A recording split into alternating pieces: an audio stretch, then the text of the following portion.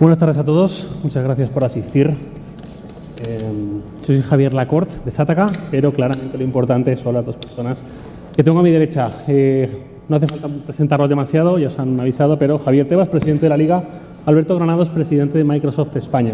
Estamos aquí para hablar de uno de los grandes temas de los últimos 6 meses, ¿no? Desde que se ha puesto todo el mundo del revés con la inteligencia artificial, desde que hemos visto que ha pasado de ser algo un poco difícil de verlo de forma tangible, ¿no? Para el usuario final, sobre todo, de verlo en capas subterráneas, pero ahora ya lo vemos como algo para todo el mundo prácticamente, ¿no? Algo que todos identificamos. Y aquí estamos para hablar de ello, y qué mejores dos personas para hablar de esta intersección entre inteligencia artificial y deporte. En primer lugar, vamos a hablar de una visión general. ¿Cómo veis ambos la inteligencia artificial en esta época? Alberto. Bueno, obviamente está teniendo, como decías, una adopción masiva. En primer lugar, porque la evolución de Machine Learning a inteligencia artificial generativa es realmente lo que está generando un impacto, ¿no? Y los modelos de Large Language Model es donde estamos viendo un impacto muy grande de aplicación en empresas, ¿no? Yo diría muy rápidamente en 4 áreas. Uno es desarrolladores, y estamos viendo un 45% más o menos de los desarrollos de los últimos meses ya hechos por inteligencia artificial, con Copilot, con lo cual hay muchísima productividad en ese sentido, aspectos de low code. El segundo es la relación con clientes o fans, y luego hablaremos de ello, es decir, cómo puedes hacer que alguien que esté interactuando con un cliente obviamente tenga un copiloto que le apoye y que le recomiende qué es lo que le debe recomendar al cliente. Empleados, estamos viendo una adopción también masiva en las empresas, cómo interactúan, cómo son capaces de incrementar su productividad. Nosotros estamos embebiendo la inteligencia artificial generativa dentro de las herramientas de Office 365 y Microsoft 365 en general. Y por último, un cuarto pilar para mí muy importante es la observabilidad del dato, es decir, que tú puedas hablar con los datos, ¿no? Luego también hablaremos de ello porque eso es clave, ¿no? Con lo cual estamos viendo que la adopción está teniendo, OpenAI ya tuvo una adopción de más de 100 millones de usuarios en 3 meses, históricamente es la adopción más rápida de la historia, pero esa misma adopción se está traduciendo en empresas. Pues hablando de empresas y hablando de hablar con el dato, que sé que Javier es un gran fan de Power BI, ¿cómo lo ves tú? Hombre, yo la inteligencia artificial lo que veo primero que ahora podemos decir que se ha popularizado un poco más, ¿no? A raíz de ChatGPT, OpenAI, ¿no? Y la adquisición de Microsoft de OpenAI, ¿no? Porque algo ya había inteligencia artificial desde nosotros venimos aplicándola hace algunos años, no puedo decir hace muchos, pero hace 4 años con algunas ciertas herramientas que en algunas colaboramos con Microsoft, ¿no? Y lo que ahora se ha producido es una popularización en el ámbito del acceso, ¿no? Porque lo que ha hecho ChatGPT es que cualquier ciudadano, bueno, todos a la vez no pueden porque hay un límite de usuarios, ahora creo que están 100 millones, puede acceder a herramientas de inteligencia artificial, pero llama mucho la atención, pero en el ámbito de la producción, en el ámbito del marketing, había algunas herramientas segmentadas en esos sectores de inteligencia artificial. Lo que sí yo, y siguiendo un poco la intervención de Alberto, yo voy a ir un poco más a la visión de los ejecutivos, ¿no? Hablaba de aumentar la productividad, evidentemente eso no hay duda, lo ha dicho con los datos de los desarrolladores, pero en el ámbito de los ejecutivos va a aumentar la eficiencia, ¿no? Yo creo que la eficiencia y a la hora de tomar decisiones, buscar las más acertadas y con más datos y pudiendo preguntarle a alguien que te ayude a tomar esa decisión, ¿no? Pero siempre habrá un factor humano, yo no sé, porque los que utilizamos ChatGPT vemos que a veces hay algún error, entonces siempre tiene que haber una corrección o usándolo simplemente, una cosa que podamos entender todos para redactar una carta, que la ya sabéis lo que utilizáis ChatGPT, que puedes decir la quiero romántica o la quiero jurídica o la quiero no sé, pues siempre tienes que poner toques tú de expresiones a lo mejor tuyas que hacen diferencia, que le dan esa personalidad, no pueden salir en masa. Pues eso ocurre en todo, ¿no? En todo lo que lo puedas utilizar. Entonces, pero yo diría que la inteligencia artificial se ha popularizado y la clave va a estar en cómo lo vamos a utilizar, ¿no? Los famosos prompters, ¿no? Que hay que saber preguntar, porque si no sabes preguntar no sirve para nada, ¿sabes? Y ahí entonces también es factor humano, ¿no? Entonces Los desarrolladores preguntan a ver cómo desarrollo esto y se ahorran esa efectividad de un 40%. Los que no somos desarrolladores, somos ejecutivos, vamos a poder preguntar al Power BI lo que antes teníamos que buscar, que es un avance importante, pero es que encima pues, la inteligencia artificial aplicado, Copilot creo que se va a llamar, le vas a poder hablar para que te busque los datos de audiencias en Pakistán y en Japón, compáramelas y del 2010-2012 y no tendrás que ir a buscarlas. Sino, hombre, buscarlas será más fácil, pero automáticamente preguntando te las va a sacar y te va a poder, oye, predíceme qué número de audiencias tú crees que vamos a tener en los próximos años y te las va a predecir. ¿Pero por qué tiene que haber factor humano? Por lo menos en lo que yo te os doy la explicación, que va a pasar en casi todo. Porque predecir las audiencias podrá hacerlas, pero no sabe qué jugadores va a haber. Si hay un jugador de ese país, hay un pakistaní, las audiencias subirán. Y eso no lo sabe, no te lo va a predecir si lo vamos a tener o no. Pero sí te va a ayudar muchísimo para tomar decisiones, ¿no? A mí me gustaría, Javier, que ya que estás comentando esta parte de hablar con los datos para tomar mejores decisiones en cuanto a audiencias, me gustaría que desarrollaras más la idea en cuanto a otros ámbitos específicamente del deporte. En tu caso, pues entiendo que sobre todo de gestión, ¿de qué forma ves que está ayudando y puede seguir ayudando a la inteligencia artificial? Nosotros tenemos al menos 9 o 10 herramientas que utilizamos inteligencia artificial, ¿no? Una que más puede llamar la atención, pero la que llevamos ya, yo creo que son 4 temporadas, es poner los horarios de los partidos, ¿no? Nosotros, que en base a todos los datos, claro, históricos que tenemos de audiencias de televisión, asistencias a los estadios, corriges con las temperaturas, si es verano o invierno el partido, también eso afecta, puestos en la clasificación, pues bueno, todos esos datos tú los preguntas y audiencias en países. Entonces te dice, el resultado es cuál es la mejor hora para cada partido. Nosotros que podemos 10 partidos diferentes y después a las 2 de la tarde el Barcelona-Getafe, a las 4:15 Osasuna Athletic Club, y te dice cuánta audiencia puedes tener por los países que tenemos nosotros como estratégicos, cuánta gente va a asistir a los estadios y cuánta gente te va a ver en España, ¿no? Entonces, a veces tienes que corregir factor humano, por eso siempre dices factor humano, porque, por ejemplo, en el Getafe había un japonés, históricamente no estaba el japonés en el Getafe, por lo tanto, por muchos datos que tengas y por muchos algoritmos que hayas hecho, no lo vas a ver. Entonces tienes que corregir eso manualmente, pero va aprendiendo además la máquina poco a poco, que ahí está el otro tema importante de la inteligencia artificial generativa. Esta es generativa, va aprendiendo porque vas cambiando los horarios, a veces porque hay un japonés, pues va aprendiendo que con el Getafe hay algo raro que hace que siempre lo busques poner a las 2 de la tarde para que se vea Japón durante esa temporada, y eso lo va aprendiendo solo, y a la próxima vez a las 3 veces ya no se lo tienes que poner, y ahí ponemos los horarios, y la mayoría de los horarios vienen establecidos con este sistema de inteligencia artificial, ¿no? Error, un 5% en la suma total, o sea, porque puedes poner un partido a las 2 y ese día cae nieva, pues eso no lo sabía, pero el total puede ser un error de un 5%, tanto en audiencias como en asistencia a los estadios, ¿no? Utilizamos también herramientas para, por ejemplo, detección de inteligencia artificial de piratería, ¿no? Detección en la siguiente, ¿no? Nosotros tenemos una herramienta que se llama Black Hole, que rastrea en los entornos digitales todas las IPs que están retransmitiendo fútbol ilegal español en el mundo, ¿no? Todos los días sabemos cuánto, hoy puede haber 46.000 IPs retransmitiendo fútbol ilegal español en el mundo sin tener derechos, ¿no?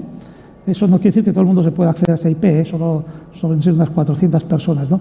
¿Qué hace la herramienta? Nos detecta y nos dice en qué servidor está esa IP, y donde está la inteligencia artificial es que, de acuerdo con una conducta de comportamiento de ese servidor y de la persona a la que es titular, sabemos si existen posibilidades que vuelva a registrarse, si logramos cerrarla, si vuelva a registrarse y en qué tipo de servidor y en qué país y dónde. Y eso te lo hace la propia inteligencia artificial que tenemos allí, y va también aprendiendo automáticamente durante todo esto. Llevamos también 3 años trabajando con este tipo de herramienta, y la última que voy a explicar, que todavía estamos con ella terminándola iba a decir de producir, parece una fábrica, ¿no? Pero de hacer, es a través de las imágenes de los partidos, detectamos automáticamente el tiempo de exposición de los patrocinadores. Es decir, ahora mismo esta herramienta es muy manual. Nosotros ahora hemos hecho una herramienta de inteligencia artificial por las imágenes, ¿no? Detectan pues si es Adidas, si es Nike o si es Coca-Cola, y va detectando los segundos que tiene publicidad en televisión, están en directo, ¿eh? O sea, a la vez que se está produciendo el partido, y eso va y nos va a permitir corregir en esos partidos o en otros si algún patrocinador ha tenido poca exposición, si alguna situación del patrocinio no se ha visto bien, y eso nos va a permitir, también por inteligencia artificial, mejorar en un futuro. Este año no ha llegado a esta segunda fase, pero tardará un año. La realización de los partidos mejorará muchísimo para mejorar la exposición de los patrocinadores. Eso sumo también a que al final también la realización de los partidos, la inteligencia artificial, y lo estamos trabajando ya en eso, llevará también a la experiencia propia del espectador. Ahora, cuando veis un partido de fútbol, te tienes que comer las estadísticas que te ponen el realizador. Cuando podamos aplicar la inteligencia artificial, que es en el mundo de la OTT sobre todo, pues tú podrás elegir qué estadísticas quieres ver y automáticamente va a detectar tu conducta de comportamiento y te irá poniendo las tuyas. Vale. ¿Y tú, Alberto, de la parte de Microsoft, que sois el partner de la Liga? Exacto, muchas áreas. Desde el primero yo creo que empezamos trabajando mucho con el fan engagement, o sea, el concepto de fan para hacer hiperpersonalización, entender bien tendencias geográficas, en fin, edades, todo tipo de estadísticas. Fue el primer caso de tener un chatbot, digamos, donde había conversaciones y posibilidad de interactuar, pero yo creo que la joya de la corona es Beyond Stats, que es, como decía Javier, las posibilidades de ofrecer en el portal pues múltiples estadísticas. Hemos incorporado 21 datos más ahora. Para hacerte una idea, hay como 19 cámaras de alta resolución perimetrales en un partido y generas pues a lo mejor alrededor de unas 25 imágenes por segundo, y puedes pasar todo tipo de estadísticas de tracking, de velocidad media de este jugador, qué ha pasado aquí o allá, o eventing, o sea, que digas, pues mira, ha ocurrido aquí un penalti, ha ocurrido tal. Eso lo hemos aplicado también para la probabilidad de que se produzca un gol. Analizamos cerca de 20.000 tiros en 2.000 partidos para establecer estadísticas en menos de 30 segundos en directo, bueno, no en directo, pero vamos, casi, donde lo que estás diciendo es que posibilidad de que eso se marque un gol, ¿no? Nos está abriendo un universo de posibilidades, o sea, más allá de la Liga, donde ya estamos pensando en aplicar obviamente la inteligencia artificial generativa para interactuar con el aficionado, para interactuar también con el coach, con el entrenador, en fin, con los empleados de la Liga. Hay múltiples escenarios ahí, pero a nivel global pues tienes casos tan apasionantes como la NBA, ¿no? Que ya está aplicando Azure OpenAI en particular para todo lo que tiene que ver con interacción con el aficionado, ¿no?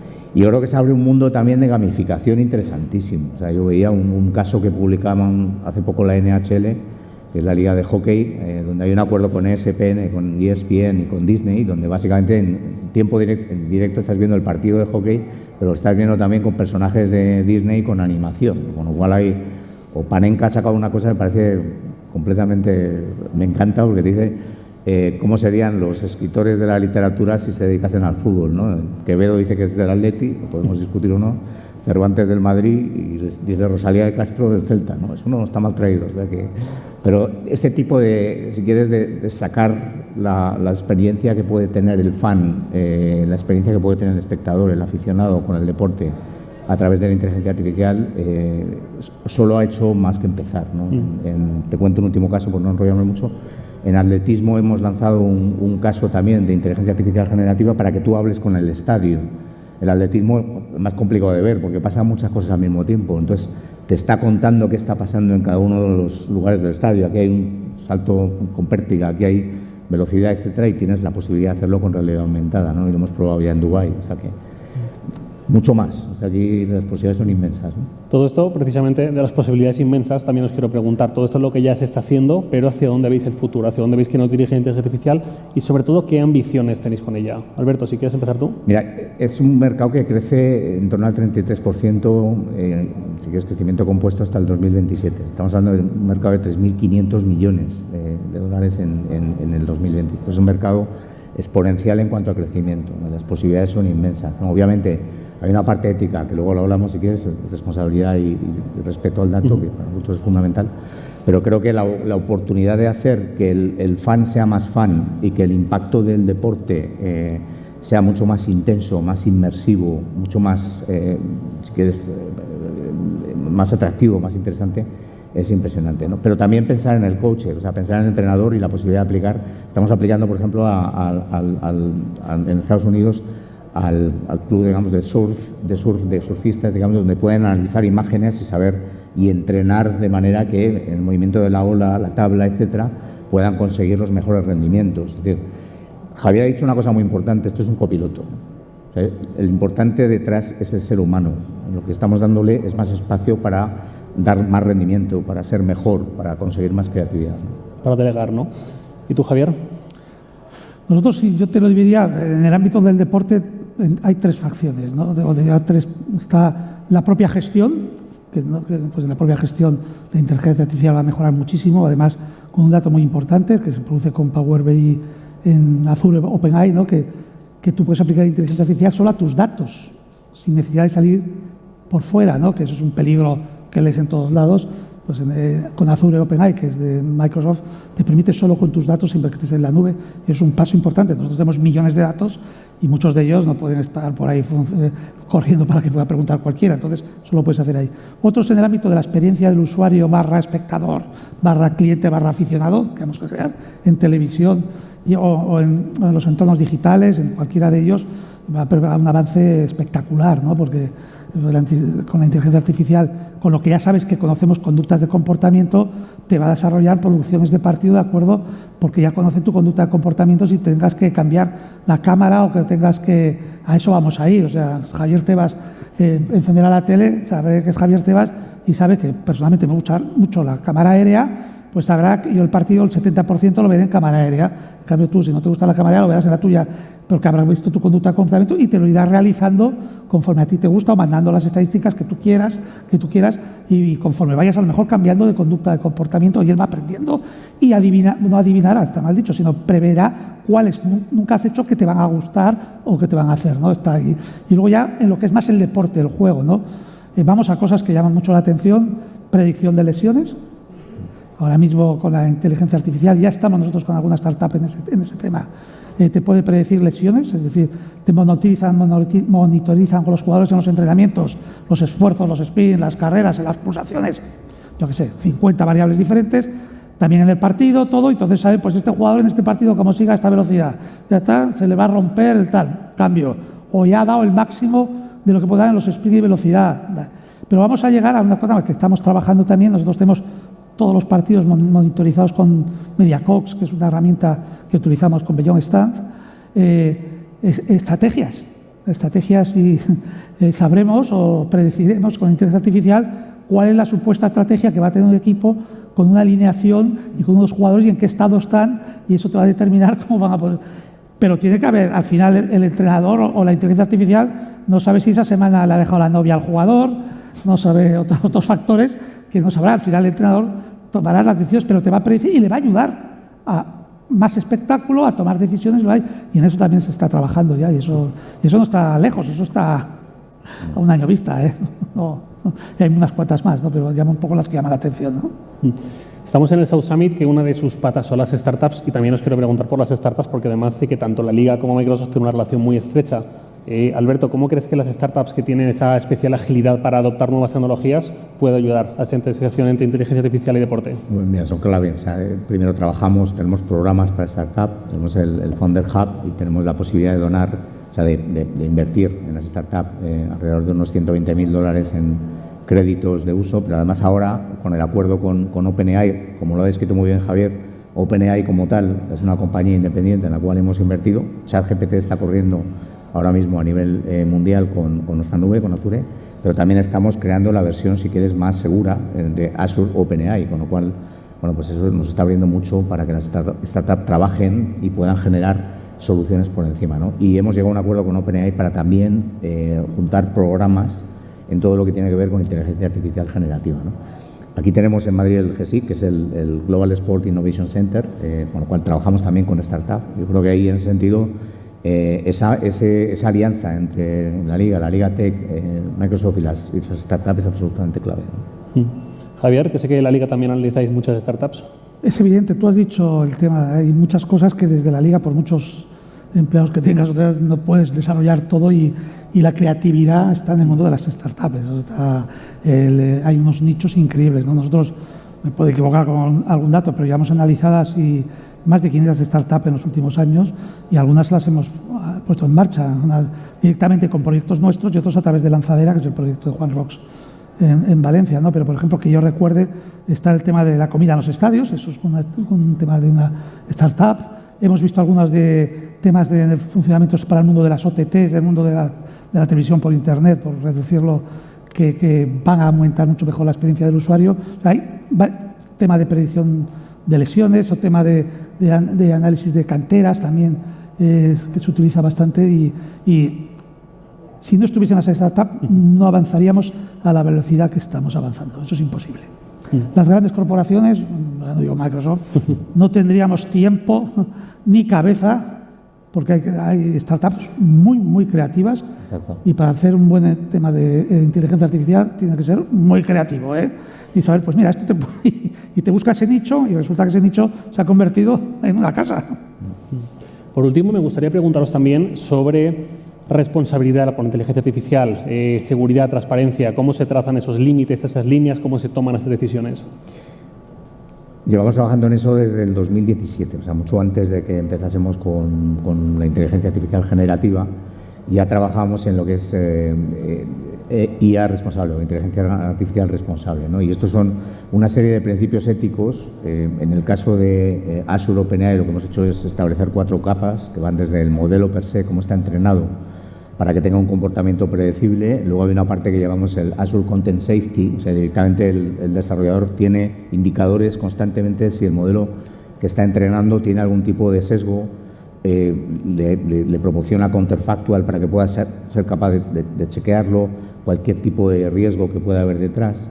Hay una tercera capa que tiene más que ver con el metaprompt, es decir, que tú le puedas decir al modelo, oye, si te preguntan este tipo de cosas, no te salgas de esto, la temperatura que tienes que tener en la respuesta es baja, no seas creativo, o alta, sé muy creativo, es decir, que puedas de alguna manera parametrizarlo. Y luego, por último, lo que hacemos es analizar los modelos, ver determinados comportamientos y estar constantemente haciéndole fine-tuning, ¿no? Nos ya declaramos el hecho de que cubrimos el EU Data Boundary, o sea, es soberanía a nivel europeo.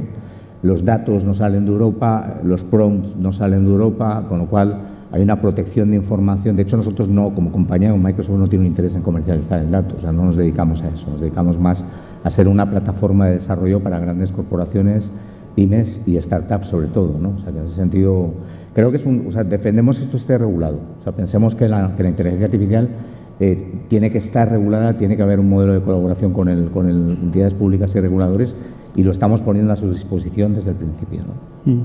Y Javier, desde la Liga, ¿cómo ves que aplicáis esos límites? Hombre, evidentemente quien es el dueño de OpenAI tiene mucho más que controlar ese tema, ¿no? Hay que partir desde que la inteligencia artificial generativa aprende sola, hay que cuidar estos límites hasta donde llega, ¿no? No somos un sector donde podamos tener grandes problemas de ética en ese concepto de hasta donde aprenda, ¿no? Pero sí hay que tener mucho cuidado, porque quieras o no, al final se basa en todos los datos que tienes, todo lo que hay, y claro, cuando tú consultas todos los datos, puedes llegar a momentos que nosotros tenemos decenas de millones de datos de comportamientos de usuarios que se han logueado en nuestros entornos digitales y han dejado una conducta de comportamiento. Pues tengamos cuidado, no vaya a darnos algunos datos de sesgo, eso es muy importante, ¿no? O de otro tipo que podamos solicitar, hay que tener mucho cuidado. Siempre he dicho que, a lo mejor antes lo he dicho, el secreto está como preguntas a la inteligencia artificial, y eso nosotros tendremos que entrar en un proceso de formación de todos nuestros empleados, también ese sesgo de qué vas a preguntar, cómo lo que vas a preguntar. Yo, al poco de utilizar ChatGPT, yo en noviembre ya lo estaba utilizando, fui a hacer una pregunta maliciosa a ChatGPT y le pregunté, estoy en España y quiero piratear el fútbol español. ¿Me puedes decir dónde lo puedo piratear? Me contestó rápidamente, eso es delito. En España no lo puedes hacer, por lo tanto teníais el control de lo que hay, ¿no? Pues bueno, pues el tema de las preguntas y todo eso es una fase que nosotros todavía no estamos en tal volumen para que tengamos... A mí siempre lo que más me preocupa son los datos, y tenemos millones de datos y evidentemente con la inteligencia artificial generativa vas a preguntar todavía más a los datos y vas a usarlos muchos más. Entonces tenemos que tener cuidado incluso con los sesgos, con lo que te contestan, los resultados, ¿no? Y eso lo iremos viendo con el tiempo, ¿no? Pero habrá regulaciones y también nos marcarán más los casos donde ha habido problemas de ética, ¿no? Que también se aprende con... el regulador lo verá, ¿no? Cuando van llegando la gente denunciando cosas, ¿no? Porque a lo mejor todavía no sabemos hasta dónde puede llegar, ¿no? Lo que decías al principio, el factor humano, ese control, ¿no? Antes de ejecutar nada. Siempre, es que el que piense que el mundo de la inteligencia artificial generativa va a suponer, eso es una opinión personal, un cambio en el factor humano, menos puestos de trabajo, yo creo que está equivocado, ¿no? Yo creo que a los ejecutivos nos va a hacer eficiente, nos va a aumentar la productividad, pero siempre el factor humano va a estar colocado. Esto es como cuando llegó la revolución agraria, ¿no? O la revolución cuando desaparecieron las vacas y los mulos, ¿no? Parecía que para arar una hectárea había 50 y cayeron por los tractores y el mundo se adaptó, y la revolución industrial y con la revolución tecnológica que hemos tenido en los últimos años también. No hay que ser tan pesimistas con esto, ¿no? Al revés, positivo porque vas a ser más eficiente. Pues quizás dentro de unos años volvemos a estar aquí hablando de esa percepción en pasado. De momento esto es todo. Muchísimas gracias a todos por asistir. A los que nos veis desde casa, muchas gracias. Gracias. Alberto Luis, gracias.